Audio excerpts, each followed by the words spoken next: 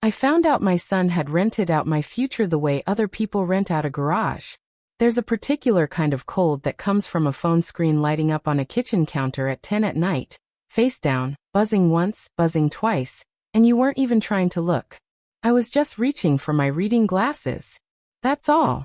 I saw the notification before it disappeared. Unit 214. Move-in confirmed.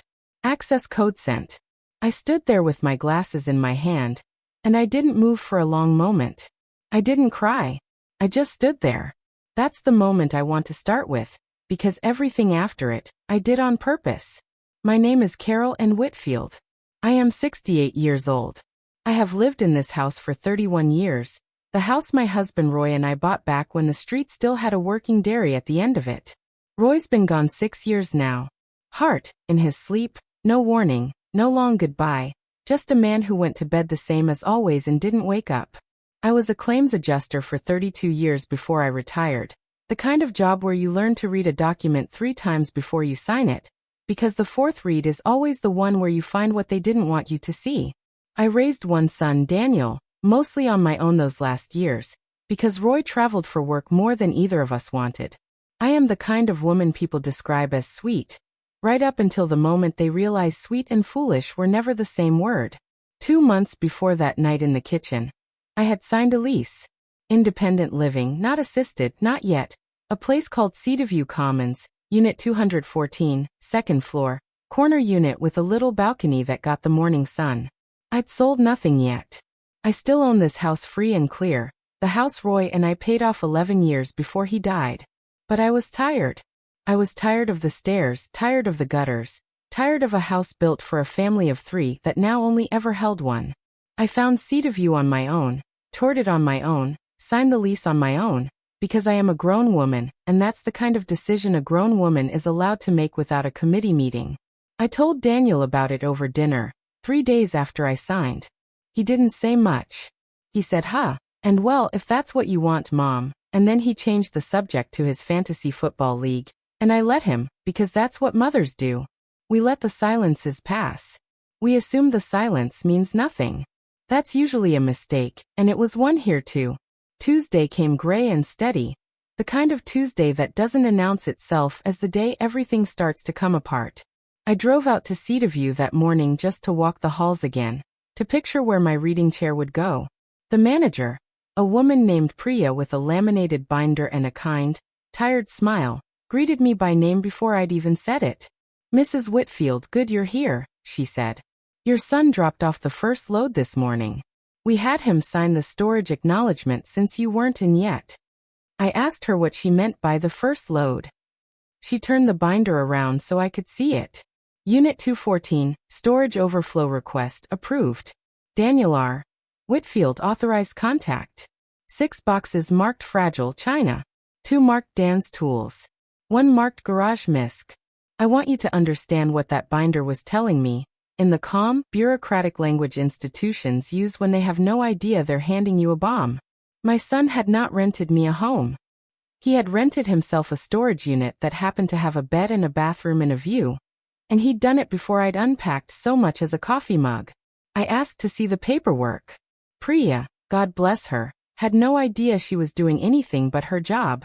She slid it across the counter, and there it was in the authorized contact field, in Daniel's handwriting, the handwriting I used to sign report cards with a pen borrowed from his backpack. Primary tenant contact, self. Secondary contact and unit access. Daniel Whitfield, son, full access granted. Full access granted. Nobody had granted my son full access to anything. I had granted him nothing but a childhood, a college fund, and the assumption that 38 years of being his mother had earned me the right not to be handled like a moving container. I didn't say any of that to Priya. I said, "Oh, he's just eager to help me settle in." I smiled the way I have smiled my whole life when something has just quietly broken, and I haven't decided yet what I'm going to do about it. Then I drove home, and I didn't call him. Not that day. That wasn't even the worst thing the 2 of them were hiding that night. Because by the 2 of them, I mean my son, and I mean his wife, Renee, and I want to walk you back a little further before I tell you what happened next. Because a woman doesn't arrive at cutting a deed in half over one bad Tuesday. She arrives at it after years of small ones, stacked like plates nobody ever bothered to wash. The Christmas of 2017. Renee stood in my kitchen while I basted a turkey and said, loud enough for the room, "It's just some people our age already have their parents in a home, you know? It's really a gift to the kids when they plan ahead."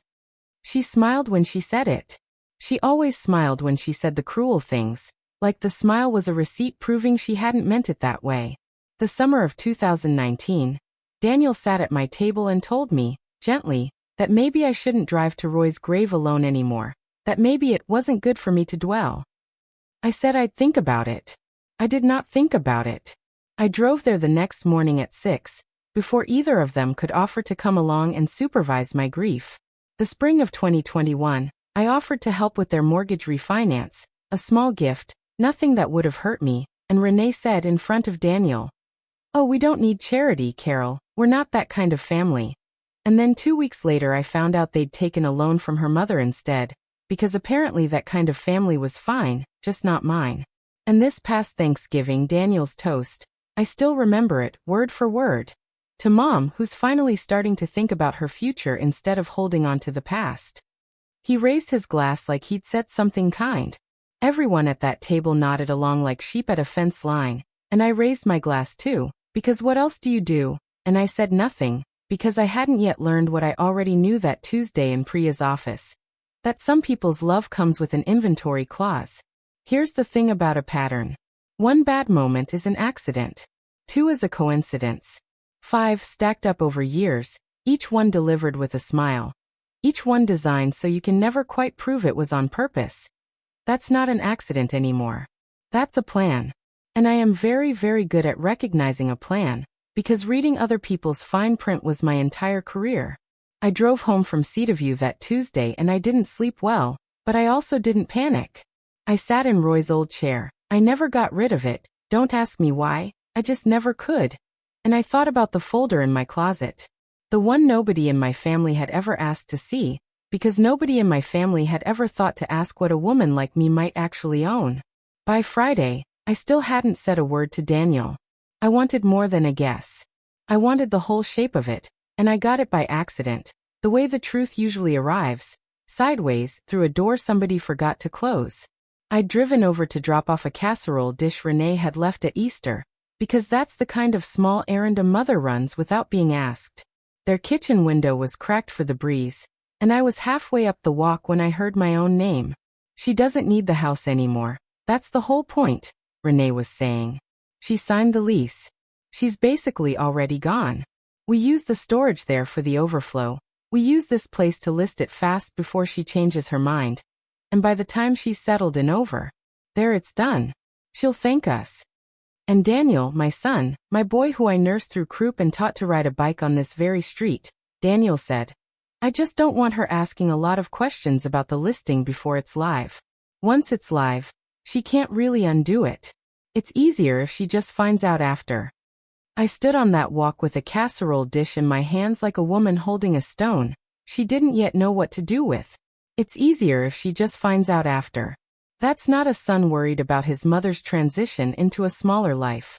That's 2 people discussing an asset they'd already, in their own minds, repossessed. I did not knock. I did not confront them through a cracked window like some woman in a soap opera. I turned around, I put the casserole dish on their porch step, quiet as a held breath, and I drove home. Something in my chest had gone very still and very cold, the kind of cold that doesn't need warming up, because it's not the cold of hurt anymore. It's the cold of clarity. If you've ever stood outside a door and heard the truth about how someone really sees you, you know exactly the stillness I mean. Stay with me, because this is where it turns. That night, I did something I hadn't done in over a year. I took out the box from the top of my closet, the one with Roy's handwriting on the lid, and inside it, folded the way he always folded things, precise, almost military, was a letter he'd written me not long before he died. I don't share all of it, because some things are just mine, but there was one line in it I'd read so many times the crease had gone soft. "Carol Ann, don't ever let them convince you that being kind means being managed. You built half of everything we have. Don't you dare let anyone tell you different, especially our own." I sat with that letter a long time. Roy always did see further down the road than I did. He'd have known exactly what this was, faster than I did. And he'd have told me exactly what to do about it, which is more or less what I did next. The following morning, a Wednesday, I called my lawyer. Not a lawyer. My lawyer. 40 years I'd kept my own separate account with my own separate advisor. First because Roy traveled and I liked knowing I could run a household solo if I ever had to. And later, after he passed, because a widow learns fast that the world assumes she can't count past 10 without help. And I have never once in my life given anyone the satisfaction of being right about that. His name is Walter Greaves, and he's been my attorney for 11 years, since the estate work after Roy died. Walter doesn't waste a syllable. Carol, he said when I laid it out for him. You still hold sole title on the house? Sole title, I said. Roy's name came off it in the estate transfer. My name's been the only one on that deed since the year after he passed. And the lease at Cedarview? Signed. Paid through the first year. My name only. Then nobody can list your house, Carol. Nobody can sell it. Nobody can lease it. Nobody can put a sign in that yard without your signature. Not your son. Not his wife. Not a realtor with 100 keys. I asked him, very calmly, whether it was possible that someone had already started that process without my knowledge. Whether a listing could exist in some preliminary form, photographs taken, paperwork drafted, without the primary contact ever having to have signed off yet. There was a pause on the line, the kind Walter only gives you when he already suspects the answer, and doesn't like it. Give me an hour, he said. He called back in 40 minutes. My son had contacted a realtor, a young man named the Pruitt Kid, whose father I used to play bridge with, small world, small town, and asked for what the industry calls a quiet listing, a pre-market walkthrough and photography package, no MLS entry yet, no sign in the yard, nothing public, just preparation. Ready to go live, the moment we have the green light, Daniel had told him. The Pruitt Kid, to his credit, once Walter identified himself as my attorney and asked one simple question. Whose signature is on the listing agreement? Froze up fast enough that Walter said he could hear the young man's stomach drop over the phone. There was no signature. Not mine. There couldn't be. But there were photographs of my living room already sitting in a drafts folder on a realtor's laptop. Taken, it turned out, on a Sunday when I'd been at church and Daniel had just been checking on the place. That's not a wrongdoing my son can be arrested for. But it is a wrongdoing a mother doesn't forget. And it is exactly the kind of thing that tells you everything you need to know about what your children think they're allowed to do to you before you're even gone. Walter asked me what I wanted to do. I told him I needed a day to think, which was true. And I needed a day to remember something else, which I didn't tell him yet, because I wasn't ready to say it out loud.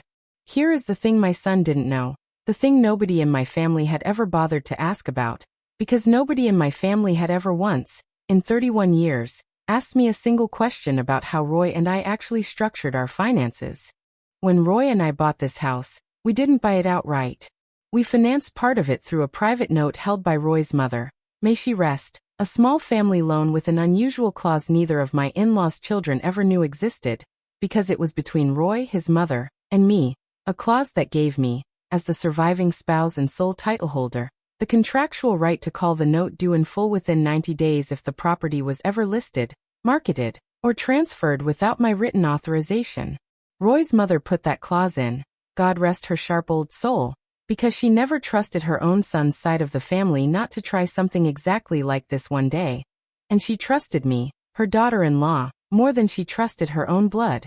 That note had long since converted into a HELOC-style instrument on the property that I alone controlled, refinanced quietly 2 years after Roy passed. In my name only, with that same clause carried forward by my own request, because some habits of caution, once you learn them, you never really put down. That wasn't even the worst thing the debt was tied to, because tucked inside that same folder, behind the HELOC paperwork, was something else. A second document. A revocable trust Roy and I had set up together 15 years earlier, back when Daniel was still in college and none of this had happened yet, back when we were just being careful the way careful people are. The house sat inside that trust. So did most of our savings. And the successor trustee, the person with legal authority to manage every asset in that trust the day I chose to step back or the day I died, was never Daniel. It was Roy's sister, my sister-in-law Marilyn, a retired hospital administrator, who has never once in her life let a piece of paperwork slide past her without reading every line twice, and who, not incidentally, has never much cared for Renee. Daniel didn't know any of that. Daniel thought that someday, this house and everything in it simply automatically became his. The way a lot of children assume inheritance is just a fact of gravity, like rain falling down instead of up. He had never once asked me how the estate was actually structured. He had never once asked me, full stop, about anything that wasn't about himself. So he built a plan around an assumption. And I am here to tell you, an assumption is the weakest foundation a person can build a house on. And my son had just built an entire scheme on top of one. I called Walter back the next morning, and I told him what I wanted to do. And for the first time in that whole ugly week, I heard something close to a smile in his voice. "Carol," he said, "I've been doing this 30 years, and I have never once had more fun agreeing with a client." 2 weeks later. I want you to picture, for a moment, exactly what it looks like when quiet, careful preparation lands all at once, because that's what the next stretch of this story is. Not one big dramatic scene, but 4 separate, precise little actions, delivered on the same Thursday, each one small enough to seem almost gentle, and all of them together landing like a closed fist. At 9 in the morning, a certified letter arrived at Daniel and Renee's front door, signed for by Renee herself, informing them that the private financing note secured against their primary residence, the loan they'd taken from Renee's mother 2 years back, the one they'd bragged about not needing charity for, had, through a chain of paperwork neither of them had ever bothered to trace all the way back, been quietly purchased and consolidated the year before by, of all people, me, through Walter's office, as a favor to Renee's mother, who I have always liked far better than my own daughter-in-law and who trusted me with the note, because she trusted my judgment more than her own daughter's. That note was, as of that Thursday, being called due in 90 days in full per its original terms, which Renee's mother had signed in good faith and Renee had apparently never bothered to actually read. At 10:15, Priya at Cedarview received formal written notice from my attorney's office that Unit 214 storage authorization for one Daniel R. Whitfield was revoked effective immediately, and all overflow items were to be removed from the premises within 5 business days, or would be donated, per the terms of the lease, which I had signed in my name alone. At 11 o'clock, the Pruitt Kids brokerage received a cease and desist regarding the unauthorized photography and preliminary listing materials for my property, along with, and this part I'll admit I enjoyed more than I probably should have, a formal request that all photographs be destroyed and a written confirmation of that destruction be sent to my attorney within the week. And at noon my house, the house Daniel believed, without ever once checking, was already halfway out from under me. Officially transferred, per the terms of the trust Roy and I built 15 years earlier, into the full administrative control of trustee Marilyn Whitfield Doss, effective the moment I formally notified the trust administrator, that same morning, that I was choosing to activate my right to step back from active management, a right that had been sitting there, and used the entire time, waiting for exactly a day like this one. I did not sell my house. I did not have to. I simply handed the keys, legally and completely, to the one person in this family who Daniel could never talk his way around, and I made sure it happened on paper before he even knew there was a conversation to have. Then I sat back in Roy's chair, and I waited for the phone to start ringing, because I already knew, the way you know weather is coming from the smell of the air, that it was about to. Daniel at 1:40. Missed call. Daniel at 1:52. Missed call. Renee at 2:03. Text, "Carol, we need to talk right now." Daniel at 2:15. Voicemail. "Mom, call me back, there's something wrong with the bank, they're saying." Daniel at 2:31. Voicemail. "Mom, seriously, call me, this is insane, why would you?" Renee's mother at 2:40. Text, "Carol, and I am so sorry, I had no idea, Renee never told me it was consolidated with you, are you alright?" Daniel at 3:02. Voicemail, his voice gone thin. "Mom, Priya at the place called me, she said my stuff has to be out in 5 days. What is happening, call me back." Daniel at 3:10. Text, "Mom, please." Renee at 3:22. Voicemail, and I want to be fair, hers was the only one that had the decency to sound frightened instead of furious. "Carol, I think there's been some kind of misunderstanding about the note. Please call me back. I really think we should just talk this through like adults. Daniel at 3:45. Voicemail. And this one, I'll admit, made my hands go. Still on the arm of Roy's chair. Mom, the trust. The lawyer's office just told Aunt Marilyn's assistant something about the house. Is that real? Did you actually, Mom? Please just tell me that's not real. 7 voicemails between 1:40 and 5 o'clock. I let every single one of them ring through. That evening, I drove myself to my sister-in-law Marilyn's kitchen table. And we had coffee, and she told me plain as anything, Carol, I've been waiting 15 years for somebody in this family to finally read the fine print. I'm glad it was you. Marilyn poured the coffee the way she does everything, without ceremony. And she told me she'd already reviewed every asset in that trust twice that afternoon, cross-referenced against the storage unit paperwork and the listing photographs Walter had forwarded her. And that in her professional opinion, my son had made himself a folder's worth of very careless assumptions. I told her I wasn't trying to destroy him. I told her I just needed him to understand, once clearly on paper, that I was never an asset waiting to be liquidated. She nodded like that made all the sense in the world, because to a woman like Marilyn, it did.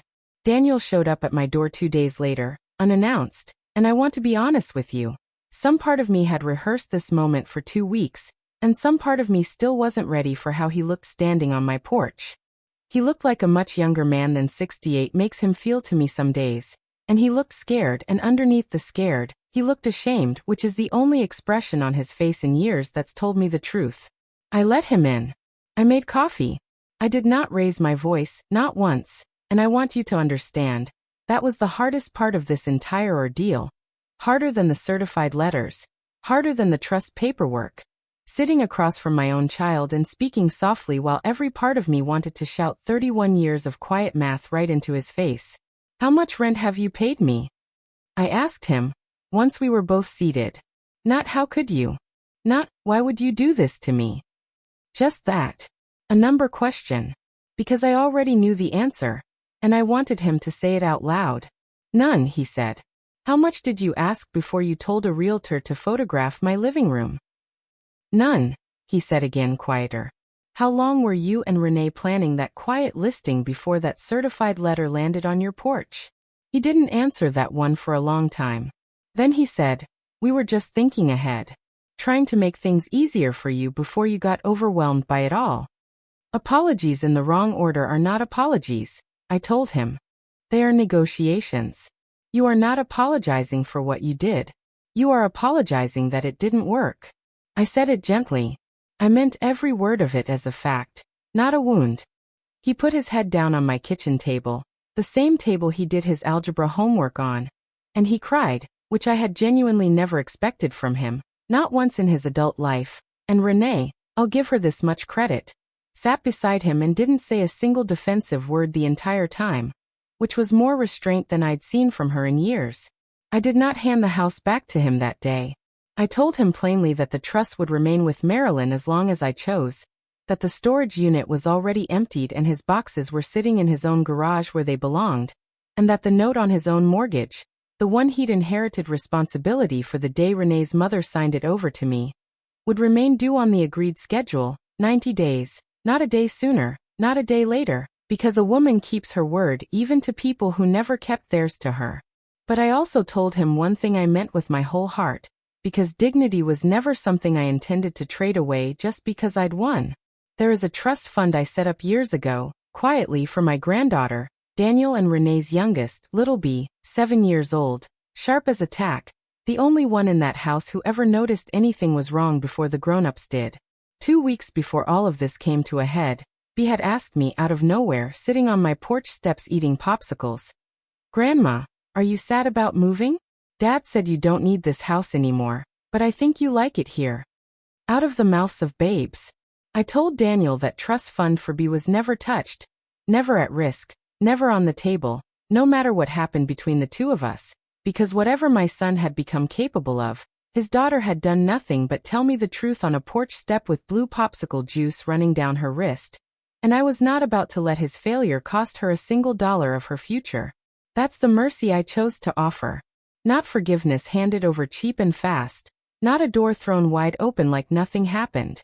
Just a line drawn clean around the one person in that family who never once tried to manage me. I want to pause here and tell you something, because I think you already know exactly the shape of what's coming, even if you can't name it yet. Roy used to say that a person only really finds out who they married, or who they raised, during the one season of life when there's something worth taking. He said it to me once, years before any of this, half joking over dinner, about somebody else's family entirely. I didn't think about that sentence again for a decade. And then I thought about it every single day for 2 straight weeks. 6 weeks after that Thursday, I moved into Unit 214 at Cedarview Commons on my own terms, on my own schedule, with my own boxes, marked in my own handwriting. My reading chair went by the window that catches the morning sun. Roy's letter went into the drawer of my nightstand, not the closet, because I decided I didn't want to keep the most important thing he ever wrote to me packed away like something to be embarrassed about. The house did not sell. It sits still in the trust, still under Maryland's steady administration. And I visit it some Sundays, and I sit on the porch, and I am, for the first time since Roy passed, entirely at peace with what that house is now, which is simply mine, on paper and in fact, for as long as I want it to be. Daniel's mortgage note came due on schedule, 90 days, not a day sooner. He refinanced it properly this time, through his own bank, on his own merit, and paid the balance back to me in full. And I want to tell you, there was no triumph in that moment for me the way I once thought there might be. There was just a quiet, settled feeling. The feeling of a column finally adding up correctly after years of somebody else's bad arithmetic. He and Renee still visit. Slowly, carefully. Comes every Sunday without fail. And we sit on my little balcony, and she tells me about school, and sometimes she asks me questions no adult in my family ever thought to ask, like, Grandma, what was Grandpa Roy like when he was young? And I answer every single one of them, because that girl has earned every story I have. Renee sent a letter, eventually 3 months after that Thursday. A real one, handwritten, not a text message dashed off between arguments. I read it twice, the way I read everything important, and I put it in the drawer of my nightstand, next to Roy's letter, not in the trash, because a person's honest attempt at an apology deserves to be kept somewhere, even if it doesn't erase what came before it. I still see the Pruitt kid around town sometimes. He waves. I wave back. He learned an early lesson about whose signature actually matters on a piece of paper, and I imagine it'll serve him well the rest of his career. I am 68 years old. I spent 32 years reading contracts other people didn't bother to read themselves, and it turns out that habit doesn't retire just because you do. My son thought I was a woman quietly disappearing into a smaller life, easy to move, easy to overlook, easy to plan around without asking. He was wrong about the disappearing. He was wrong about the easy. And he learned, the way people in this family eventually always learn, that being kind to someone for 31 years was never the same thing as being simple. That's not cruelty. That's honesty with a handle.